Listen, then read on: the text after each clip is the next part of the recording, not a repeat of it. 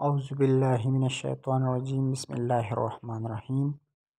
رمضان المبارک میں کون سا ذکر زیادہ افضل ہے؟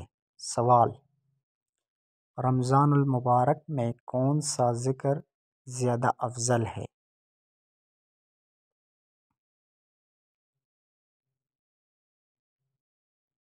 جواب: رمضان میں ایک فرض عمل کا ثواب 70 فرض کے ثواب کے برابر ہو جاتا ہے، اور ایک نفل عمل کا ثواب ایک فرض کے ثواب کے برابر ہو جاتا ہے۔ لیکن رمضان میں خاص طور پر کسی خاص ذکر کا افضل ہونا متعین نہیں، البتہ حدیث شریف میں ہے کہ 4 چیزوں کی اس مہینے میں کثرت رکھا کرو، جن میں سے 2 چیزیں ایسی ہیں کہ تم ان کے ذریعے اللہ تعالیٰ کو راضی اور خوش کرو گے، اور 2 ایسی ہیں کہ جن سے تمہیں چارہ کار نہیں۔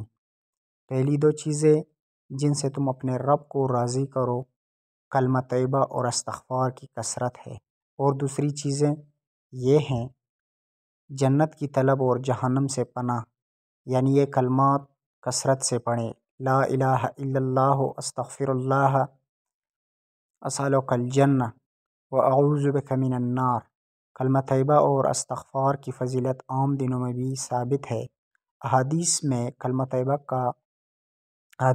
طیبہ کو افضل ذکر کہا گیا ہے، اور اعمال نامہ میں استغفار کی کثرت کو خوشخبری اور بشارت قرار دیا گیا ہے۔